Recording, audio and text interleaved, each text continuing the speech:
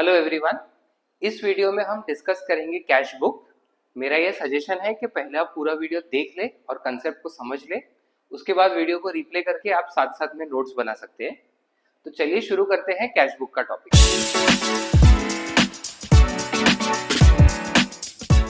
अब cash book समझने के पहले सबसे पहले हमें समझना है लॉजिक। तो एक होता है जर्नल, दूसरा है लेजर।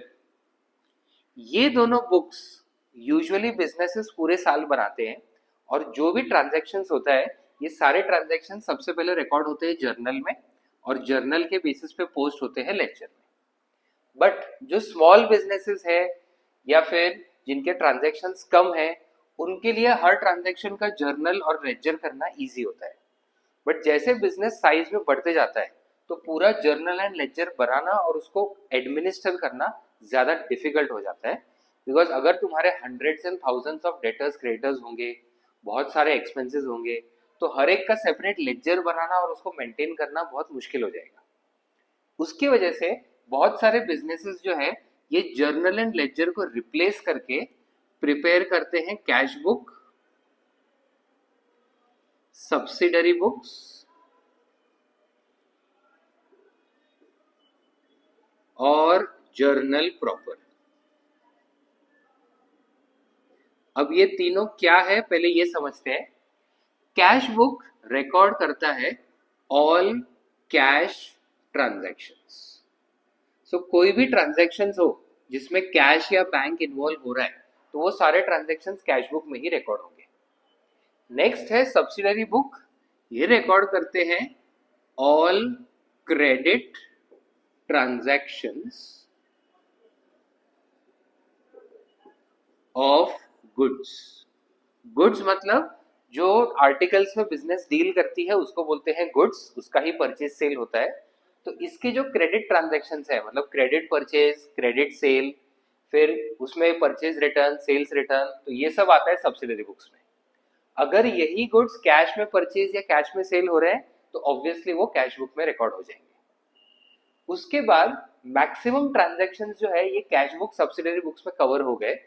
बट कुछ ऐसे ट्रांजैक्शंस होंगे जो बिकॉज वो कैश में नहीं है वो कैश बुक में रिकॉर्ड नहीं हो सकते, एंड बिकॉज वो गुड्स से रिलेटेड नहीं है वो सब्सिडरी बुक्स में भी रिकॉर्ड नहीं हो सकते। फॉर एग्जाम्पल अगर हमने कोई फिक्स्ड एसेट जैसे मशीनरी परचेज किया वो भी क्रेडिट में, तो मशीनरी परचेज हो रहा है, गुड्स तो है नहीं, तो सब्सिडरी बुक में आ नहीं सकता, एंड क्रेडिट में परचेज हो रहा है इसलिए कैश बुक में भी नहीं आ सकता। तो ऐसे ट्रांजैक्शंस रिकॉर्ड होंगे जर्नल प्रॉपर।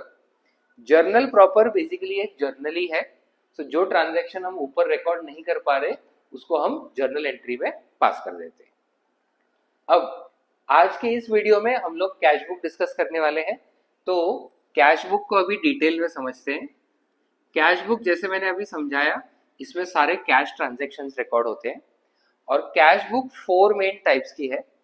सबसे पहला टाइप ऑफ कैश बुक है सिंपल और सिंगल कॉलम कैश बुक। अब नाम से ही पता चलता है कि ये कैश बुक में अमाउंट का एक ही कॉलम है या सिंगल कॉलम है। इसका फॉर्मेट डिस्कस करते हैं। कैश बुक एक लेजर की तरह ही फॉर्मेट है। तो debit side, credit side, date, receipts and amount, date, payments and amount. So अगर कुछ पैसा आ रहा है, कैश आ रहा है, तो वो ऑब्वियसली रिसिट साइड में रिकॉर्ड होगा, और अगर कुछ पेमेंट हो रहा है, कैश जा रहा है, तो वो पेमेंट साइड में रिकॉर्ड होगा। बिकॉज ये सिंगल कॉलम या सिंपल कैश बुक है, डेबिट एंड क्रेडिट साइड में अमाउंट के एक एक ही कॉलम है जो सिर्फ कैश अकाउंट को या कैश के इनफ्लो और आउटफ्लो को रिकॉर्ड करते हैं। इस कैश बुक में बैंक के ट्रांजैक्शंस और डिस्काउंट के ट्रांजैक्शंस रिकॉर्ड नहीं हो सकते। Next second type of cash book है डबल कॉलम कैश बुक। सो जैसे नाम बता रहा है डबल कॉलम कैश बुक में अमाउंट के 2 कॉलम्स है।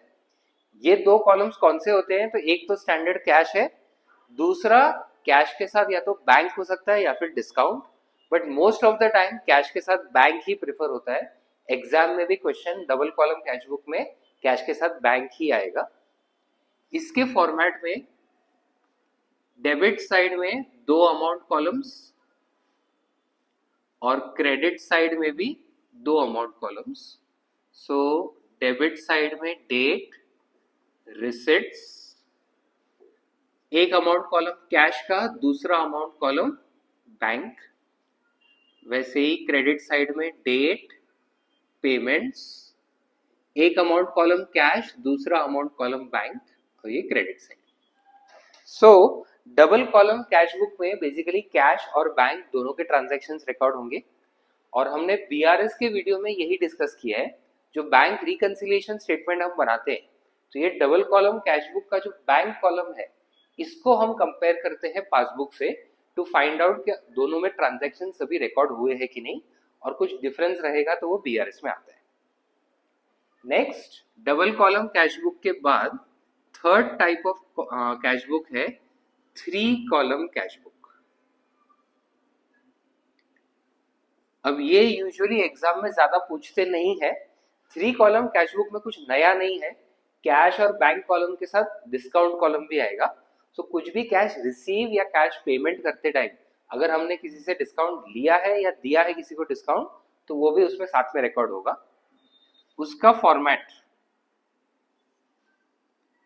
डेबिट साइड में 3 अमाउंट कॉलम और क्रेडिट साइड में भी 3 amount column. So debit side में डेट, रिसिट्स, कैश, बैंक और तीसरा कॉलम है डिस्काउंट। वापस डेट, पेमेंट्स, कैश, बैंक और तीसरा कॉलम है डिस्काउंट। सो यहाँ पे कैश और बैंक की एंट्रीज के साथ डिस्काउंट की भी एंट्रीज रिकॉर्ड होंगी। Fourth type of cash book है पेटी कैश बुक। अब इसका लॉजिक जो है बाकी के कैश बुक से काफी अलग है। बेसिकली बिजनेस में हम कैश बुक रिकॉर्ड क्यों करते हैं या मेंटेन क्यों करते हैं, तो इसमें कैश के सारे ट्रांजैक्शंस रिकॉर्ड हो जाते हैं और हमको पता चल जाता है कि सारे कैश रिसिट और पेमेंट के बाद ईयर एंड में हमारे पास कितना कैश बैलेंस और बैंक बैलेंस है। अब नॉर्मल कैश ट्रांजैक्शंस के अलावा बहुत सारे पेटी या छोटे ट्रांजैक्शंस भी होते हैं। फॉर एग्जांपल, अगर कोई कस्टमर हमारे ऑफिस पे आ रहा है, कोई क्लाइंट ऑफिस पे आ रहा है, तो हमने उनको कुछ स्नैक्स दिया, चाय कॉफी दिया, या फिर छोटे मोटे एक्सपेंसेस पे हुए, पेटी एक्सपेंसेस। अब हमारे नॉर्मल कैश बुक में हो सकता है थाउजेंड्स, लैक्स एंड करोड़ की एंट्री हो रही है, बट साथ साथ में अगर हम वहीं पे ये पेटी एक्सपेंसेस 10, 15, 100, 200 रुपीज के ट्रांजैक्शंस करेंगे, तो हमारा कैश बुक सबसे पहले बहुत लेंदी हो जाएगा एंड उसमें कैलकुलेशन काफी टफ हो जाएगा। इसीलिए एक सिस्टम है जिसको बोलते हैं इम्प्रेस्ड सिस्टम ऑफ पेटी कैश। इम्प्रेस्ड सिस्टम ऑफ पेटी कैश। ये सिस्टम क्या बोलता है, तो हर साल के स्टार्टिंग में या हर मंथ के स्टार्टिंग में जो मेन कैशियर है वो एक अलग पेटी कैशियर को एक फिक्स अमाउंट प्रोवाइड करेगा, से 1000, 5000, 10,000 रुपीज। ये अमाउंट यूज करके पेटी कैशियर क्या करेगा, तो डेली बेसिस पे अलग अलग छोटे छोटे पेमेंट्स करेगा। मंथ के एंड में जितना स्पेंड हो जाता है उतना रिपोर्ट मेन कैशियर को देगा और फिर मेन कैशियर उतना ही अमाउंट वापस ट्रांसफर कर देगा। से फॉर एग्जाम्पल, हर मंथ के एंड में 2000 रुपीज हमने पेटी कैशियर को दिए। अब पूरे मंथ पेटी कैशियर ने ये स्पेंड किया, तो से एक पर्टिकुलर मंथ में 2000 में से 1800 स्पेंड हो गया एंड 200 रुपीज बैलेंस बच गया। तो अगले महीने मेन कैशियर क्या करेगा, जितना स्पेंड हो गया है 1800 वो वापस प्रोवाइड कर देगा। तो इसमें 1800 ऐड करके अगले महीने के स्टार्टिंग में वापस पेटी कैशियर के पास 2000 हो गए। अब वापस पूरे महीने ये 2000 में से वो स्पेंड करेगा। This is called impress system of पेटी कैश। और ये जो 2000 रुपीज है इसको बोलते हैं इम्प्रेस्ड मनी। ये पेटी कैश बुक का फॉर्मेट मैं एट प्रेजेंट यहाँ पे नहीं बना रहा हूँ, इसका हम क्वेश्चन आगे के वीडियोस में सॉल्व करेंगे। ये वीडियो में हमने समझ लिया तीनों टाइप ऑफ कैश बुक का लॉजिक कहाँ से आया एंड पेटी कैश बुक का भी लॉजिक। इसके अगले नेक्स्ट वीडियो में हम लोग सिंगल कॉलम और 2 कॉलम कैश बुक के क्वेश्चंस करना शुरू करेंगे। सो अकाउंट्स के अलग अलग टॉपिक से ऐसे वीडियोस हम लाते रहेंगे, तो चैनल को फॉलो करें और हर अपडेट के साथ जुड़े रहें। मिलते हैं अगले वीडियो में, तब तक पढ़ते रहें।